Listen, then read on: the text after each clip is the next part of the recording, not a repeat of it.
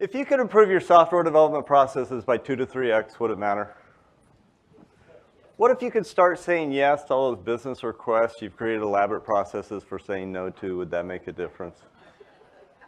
What if you decide that was too hard, that was too complex, but your competitors went all in and fundamentally invested on figuring out how to transform the way they did software development and delivery? Can you see how that'd make a difference to yourself, to your coworkers, and to your company? I start every presentation I give on DevOps with those 3 questions because I really feel like that represents the opportunities associated with embracing these new ways of working and the risk associated with avoiding trends in the industry. And I think 2 to 3x is realistic. It's fairly captured in my very first book of the transformation I led at HP. We were able to deliver that. And as I've been fortunate enough to go around the world talking to people about this transformation and how to do it, what I'm hearing is more and more people are internalizing and realizing that DevOps is really one of the key fundamentals for transforming how you do software development and delivery, and you make that work. The challenge that I see is I go into most organizations and I talk to them about DevOps. It's like 5 blind men describing an elephant. I go talk to developers and I say, are you excited about doing DevOps? Yeah, I'm way excited about doing DevOps. You know, really, so you're gonna make sure that every time you write code, it comes in with an automated test. Anytime you need a change to an environment, you make sure you do that as infrastructure, as code. You document it, you put it in version control. All your deployment mechanisms are going to be automated. You're going to figure out how to do this on an ongoing basis, and you're going to own the quality and security of your code all the way out through the pipeline to the end and figure out how to make that work. Well, no, that sounds like a lot of work. I don't want to do that. No, I went to this presentation, a guy from Napster. The first day on the job, he got to push code into production. And do you know how hard and difficult that is to do in my organization? Oh my God, I got to get this long planning process, and then I got to go through the change resistance board. Anybody else have to go through the change resistance board? That thing's painful. And then we get everything put together in this big release, and then we've got to go on a launch call. Has anybody done a launch call? Oh my God, those things are painful. You got all those people all that time. No, I don't want to do any of those things. You know, I'm a millennial programmer, and I really, you know, my mom still cleans up my room at home, and we have these ops people that, you know, clean up the stuff we do at work, right? And between you and I don't know if this is going to work very well until we get better ops people, because there are things that my release, I know that I needed this patch on it. I put it on my system months ago. And why the ops people couldn't figure out how to do that. And to make this work, I got to have this firewall open. Clearly, they had to have known that. I mean, we either need better ops people or, I don't know, ops people that can read my mind? I don't. And then I go talk to the release managers and I go, are you excited about doing DevOps? Yeah, we're way excited, really. So you're going to break your releases down into very small increments so that you can debug and triage them quickly and know exact frequency. You're going to release multiple times a day. You're going to do this on an ongoing basis. Whoa, wait a minute. That'll never work. You have no idea how big and complex and hard it is to release stuff in my organization. And my change resistance board only meets on Tuesday. If I had to do that every day, that's the most painful thing. I couldn't possibly do that. No, I'm not going to release more often. What I want is I want to make sure that everything's under version control. Because right now, I'm the babysitter in the organization. I spend all my time wandering around who changed what. You know, there's developers that just think operations people can read their mind. And I want all that in version control. And I want to know exactly what's going on and exactly who changed it. So when it works in this environment, it works in the next environment, and it continues to work all the way out through the process. No, that's why I want to do DevOps, because I'm tired of being the babysitter. I want all my tests automated. I don't want to have to pick and choose which tests I run for the latest hotfixes. No, that's why I want to do it. And I talked to the operations people, and they're way excited about doing DevOps. They're like, really? So you're going to make sure that you never log into a computer again, and everything that defines an environment, a deployment mechanism, all your firewalls under version control, and that you can track and manage what changes, and you're not going to patch in production. You're going to go to the front end of the deployment pipeline up where the developers are, introduce your patch at the same time the code comes in, and that's going to work its way all the way down the deployment pipeline, and then it's going to go into the production with everything else so that you know the code and all the patches work together. And you're going to automate this, and you're going to have the conversations and figure out how to make that work. No, I can't do that. You don't understand. I keep this place running. If it weren't for me, nobody could keep these servers up. I mean, I personally developed, configured, I've got them named. Some of them are kind of like pets. I've got, Bob and Sally and Duke and all my best servers, and there's nobody else that knows how they work except for me. No, if I spent all my time doing that, who would be firefighting and keeping things running? No, I want to have DevOps because I want a feature toggle. So when a developer brings in a code on a Friday night and it breaks everything and I get called, I can just wake up, I can turn the feature toggle off, I can go back to bed, I can come back in the morning and figure out how to get it done. And I talk to executives, and they're way excited about doing DevOps. They want to go do it. I was like, really? So you're going to spend the time out in your organizations understanding what are the biggest issues keeping your developers from releasing code on a more frequent basis while enabling all aspects of quality, and you're going to spend time working with them to prioritize the improvements, prioritize the types of things that you go after, and the types of things that you need to do, and then you're going to interact with them on a continuous improvement process and get them aligned. No, I don't want to do that. No, I read the Puppet report, and their stock price is going to go up by 3x. I've got a couple of kids to go through college. No, I need my bonus to go up, and that's why I want to do DevOps. So you've got everybody excited, everybody's aligned, everybody wants to go do DevOps, and we all sign up, and we say, go. The executive on down's excited, everybody's excited. What could possibly go wrong, except for you create a DevOps elephant that has all the right parts, has all the right pieces, but doesn't necessarily improve your flow through the organization and how things come together. And it's not the business breakthrough that your organization deserves, but it's more of a faceplant that doesn't deliver the results that you were hoped for. I spend a fair amount of time on this in the culture because people talk about the cultural things and the different aspects, but you really need to get people to embrace different ways of working and understand and appreciate this. So a lot of this is culturally and organizationally, how do you get them to embrace the new ways of going? How do you get them to go along the journey? How do you get them to make these things happen? And one of the biggest challenges is if you don't have a common view of where you're going and the common problems, what do you think the chances are you're going to end up in the right place versus having a bunch of people doing what they think are the right pieces and the right parts, but it's not really delivering the results that you're expecting. As far as definitions, I tend to start with Gene's definition. It's the whole conference here. It's, culture, it's processes, it's tools, it's everything that comes together to enable you to release on a more frequent basis while enabling all aspects of quality.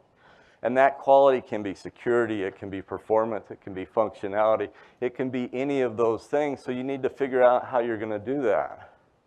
Pretty straightforward definition. The problem is you would be doing this already if it was easy. You would be doing this already if it was straightforward, but the challenges are waste and inefficiencies in your organization that are keeping you from doing this on an ongoing basis. And you can't exactly optimize this the way you would a manufacturing process, although there's a lot of analogies that fit, because every time you're doing it, the things you're asking your team to do, you're asking them to do it for the very first time. So when I tend to think about waste in an organization, the opportunities, I tend to think of the type of work that goes on in the organization. And the first type of work is the development work. It's the new feature, it's a new capability, it's a new application. And because that's new each time, the way you improve the productivity and effectiveness of them is you don't want them working on code that won't work with other people's code, that won't work in a production environment, and it won't meet the needs of the customer. So you're trying to reduce the cycle time on that feedback, because every developer wants to do a good job. They thought they've done a good job, and until you give them feedback to the contrary, they're not going to be able to respond in effect to it. So a lot of what you're doing with DevOps is trying to increase that frequency, because if something broke and I go to Jeremy, it looks like you broke all this stuff 6 months ago when you checked in this code. What were you thinking? To which his natural reaction is, 6 months ago? I don't even know what I was doing 6 months ago. You sure it wasn't Michael? Because Michael gets in the code and he doesn't write very good code. I don't think it was me, I think it was somebody else. But if instead you can say, it was one of you three this morning at 11 o'clock, can you figure out which one of the three it is? And the three of them can quickly debug and triage and figure out how to work through that. And that's the second type of work that occurs in large organizations, is the ability to debug and triage and figure out exactly what's going on. And in large organizations, I see organizations that spend more time and energy setting up these large integrated test environments to get it qualified and get all the defects out than they do actually writing the code. And so the second type of work that you try to do is make that debug and triage process more efficient by going to smaller batch sizes, more frequent feedback, and working through that. And then there's a third type of work that goes on in large organizations, and those are your repetitive tasks. And the way you improve the repetitive task is primarily through automation, which reminds me of Jez's favorite joke, which is, do you know what computers do when they find out that you're manually doing something that's easy to automate? They sit up at night, they drink beer, and they laugh at you. And so just from an efficiency standpoint, what you can do, if you have people manually doing stuff that's easy to automate, it's waste in terms of that aspect.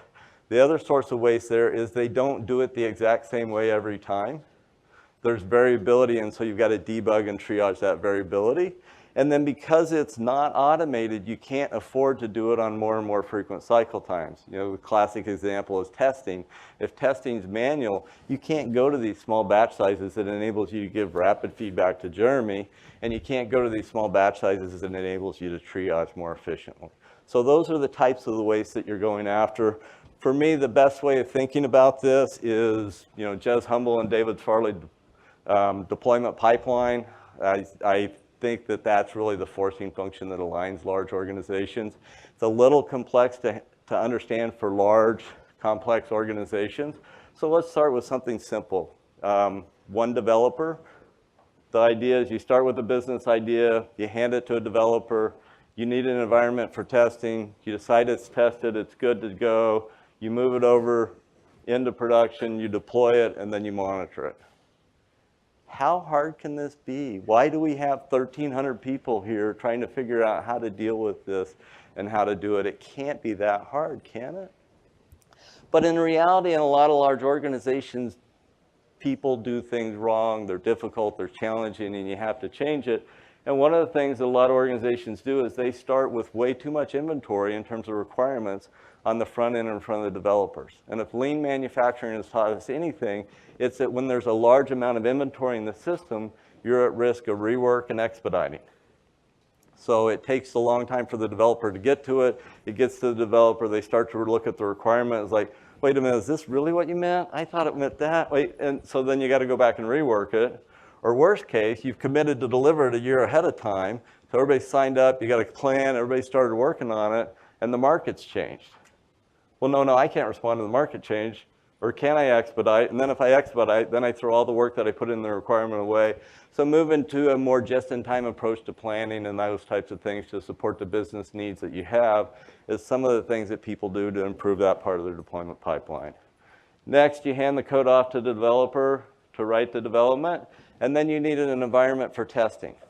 I know of one large organization, financial organization, that started their DevOps journey by entering a ticket, putting it in the system, and trying to figure out how long it would take to get Hello World up and going, following their standard processes in a production-like environment. They ran this experiment and they tracked all the bottlenecks, all the handoffs, everything in the system, and then after 250 days, they turned the experiment off. Not because they had Hello World up and going, but because they thought they understood the biggest issues and decided they were going to go after them. And then they ran the same experiment in Amazon Web Services and had it up and going in 4 hours. They understood the opportunity, they understood the bottlenecks, and for some organizations, this clearly is the thing you need to be doing to increase the frequency and quality of deployments out into production. Next thing you do is you move the code into the environment for testing. I do not know how you change your software development processes without automated testing.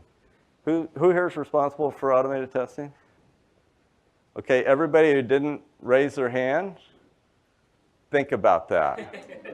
You know, when I was at Hewlett-Packard, Bill Hewlett used to say, marketing was way too important to be left to the marketing organization. Test automation is way too important to changing how you do software development to ever be left to the QA organization. In some cases, they don't have the skills. In some cases, if you're not signed up for figuring out how to make it work, they're never going to be successful writing test automation. I did this big transformation at HP, then I went to Macy's, was getting ready to do it there, and I walked in, I had the release, QA, operations, and I had the QA guy come up to me and goes, you know, we just wrote our 1,000th automated test. I was like, good, that's really good. You know, These guys on the CD team are standing up a CI environment. We want to make sure that if these tests don't pass, they don't get to go home. So they need to check it in. He goes, yeah, I'll go put them in the pipeline. And he got ready to leave, and it's like, wait, I forgot something. Real quick, how many of those tests are rock solid? Well, I don't know, at least half of them. Really, let's figure out which half. Can we run them in random order? Can we run them against multiple builds? Can we go figure it out? So we ran all these experiments for 6 weeks. At the end of 6 weeks, you know how many tests I had that I could add to the deployment pipeline? 0. I had to go completely re-architect it. If you are not using test automation to gate code, you are not seeing the advantages of test automation, and you're not dealing with the issues. Before you go write any more test automation, start using it to gate code to make sure that you have a framework that's scalable, maintainable, triageable, and go through that. Jeff Morgan's got a good book on cucumber and cheese. There's more details in either of my 2 books. I won't get real depth because I'm on a tight timeline today, but start using it to gate code. I think that's the most important thing. And when you see why your tests are failing in your different environments, get a triage, debug, Pareto chart of what's going on. That's going to help you prioritize what you need to fix. The next thing is moving into production. What I see a lot of organizations do is the dev group does something, the QA group does something, and then when you go into production, you're doing it with a different tool set in a different way or something else completely going on.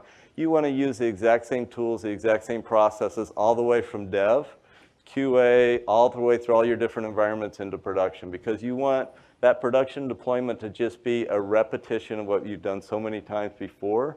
And if you can't get the teams to align on a set of tools in the way they're doing, you're not going to get those efficiencies. You're not going to get those wins moving through the process. And then finally, you move into production and you monitor. And a lot of what people are doing here is automate all this stuff, automate the testing, and then when you've done it here, this part's boring.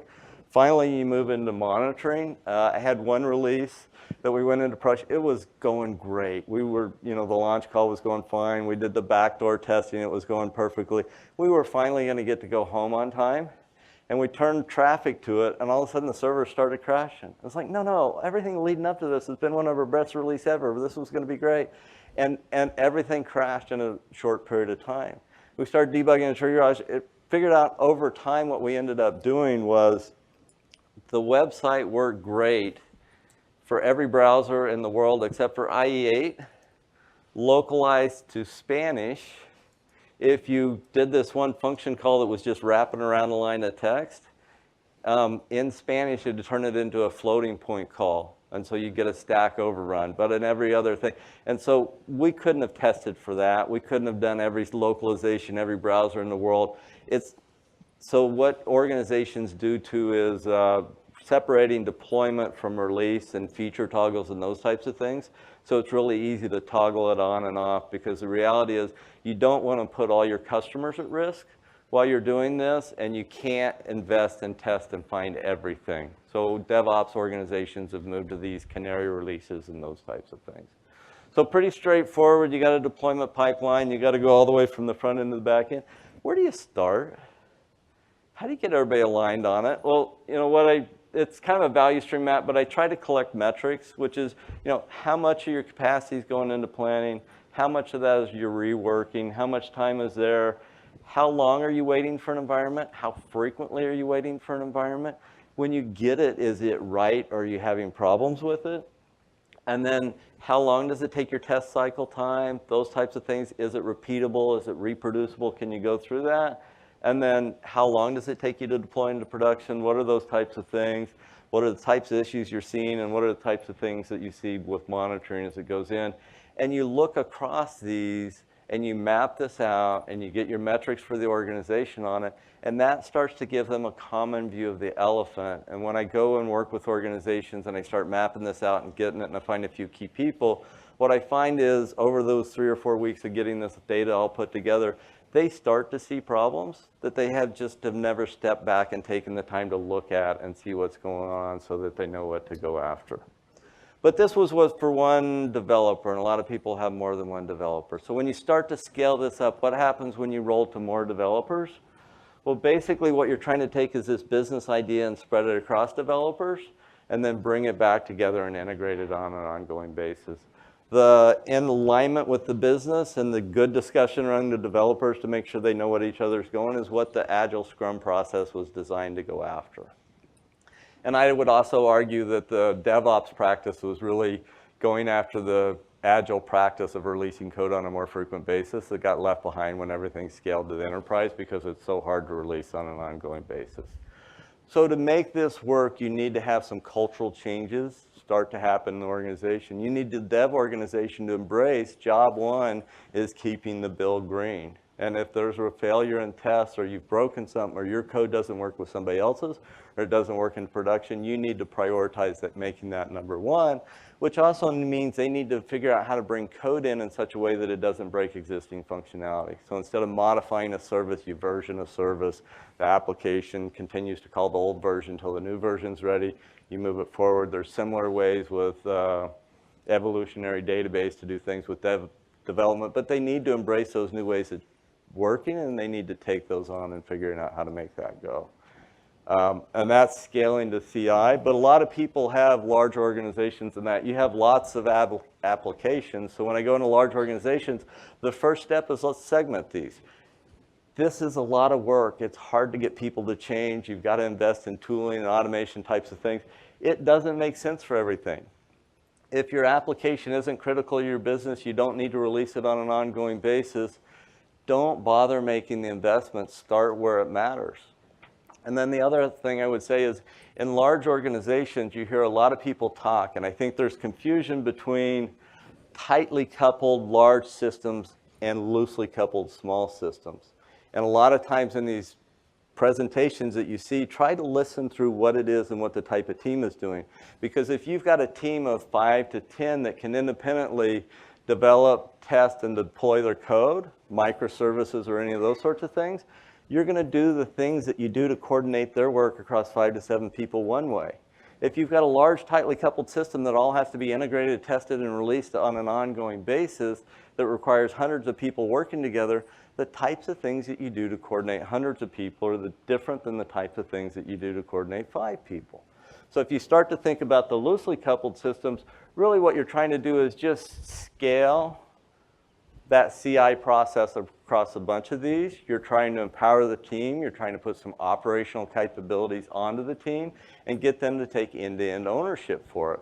And that works fairly well as a management team. Your role is more about how do I empower the team? How do I remove roadblocks? You may think or talk about, are there some guardrails that make sense for us? Do we need common tools, common approaches, different types of things? But if you've got a large, tightly coupled architecture with all these things doing, ideally what you would do is you would build that and test that at a high enough frequency that you can localize it down to one of you 3 that broke at 11 o'clock this morning. But that's hard to do with large enterprise systems. So in those situations, what you need to do when you can't, you can go to a subset of testing. I call them build acceptance testings that really catch your quality issues quickly. You can go to build frequency with automation, but sometimes that's not enough with these large enterprise systems. And you need to start breaking these up into subsystems. Use service virtualization to isolate them. When you've got a large mainframe system in, and at Macy's I started, there were 1,300 tests that we ran every 10 days. When I left, there were 30,000 tests running a day. If I would have pointed those 30,000 tests at the mainframe, what would the CFO have done to me? Right? They would have killed me because it drives your MIPS pricing. So what we did is we put service virtualization in here and isolated the mainframe from the rest of the system. If there were 400 ways that tested the interface, we tested the 400 ways against the service virtualization. Then once a day, we pulled the service virtualization out and tested it end to end. So you break it into subsystems that you can get that localized feedback in the triage and make that work.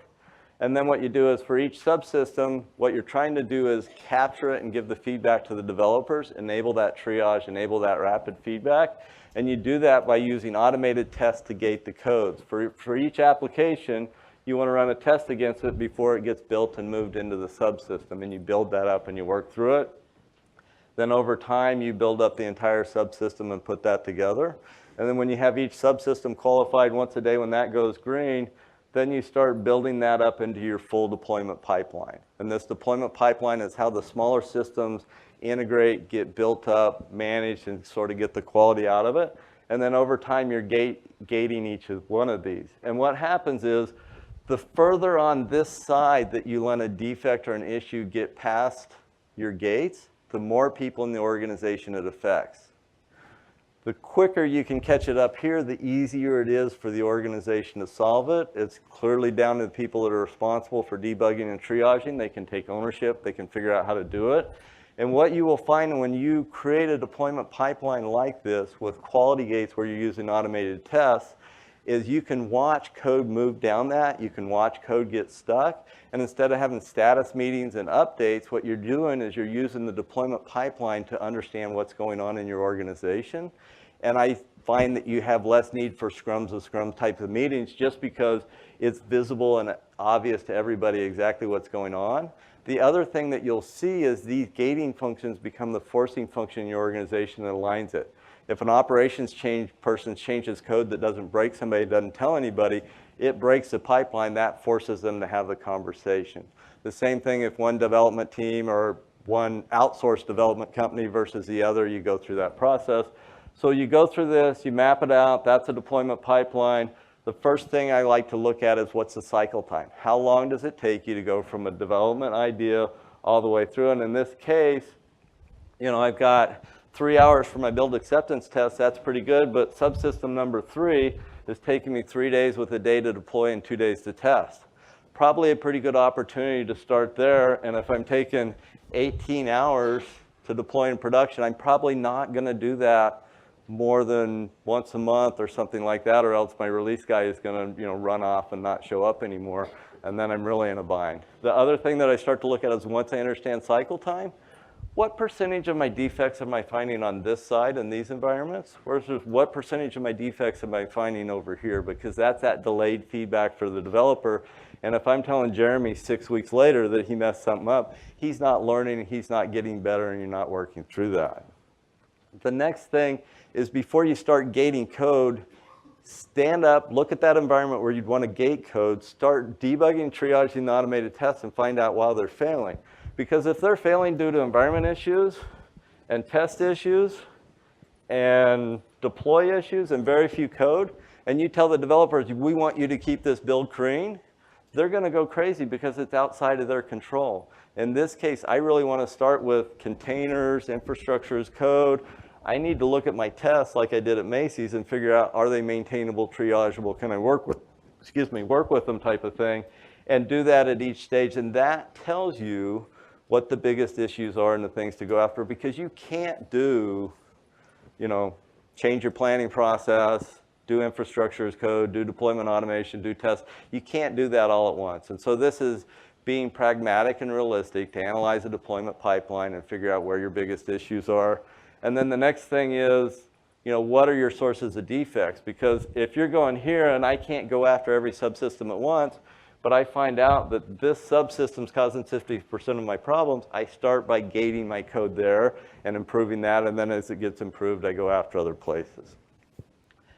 Quick 30-minute talk. This is usually longer. All I would say is I brushed over it. The details are in my book. You can get it for free at garygruver.com. Just download the book, the sample, go to the end, sign up for my newsletter, and you get a free e-copy of the rest of the book. And if you follow this systematic approach to analyzing your deployment pipelines, getting everybody on the same page for what the issues are, and going down a continuous improvement path, I think you can not only come up with an elephant that meets your needs, but a very high-performing elephant that'll be able to deliver these types of business results, because these are real. These are realistic for your organization. Those opportunities are out there, and it just takes impassioned leaders and people engaged to drive these improvements and make it happen. I've tried to provide a lot of resources out there with a bunch of different books and everything to help people go down this journey. If you've got other questions or ideas, feel free to reach out and contact me. But this is real. As you go home and as you go back to work, what are the steps that you're going to take to drive this change and help lead it in your organizations? Thank you. I'll stick around for a little while.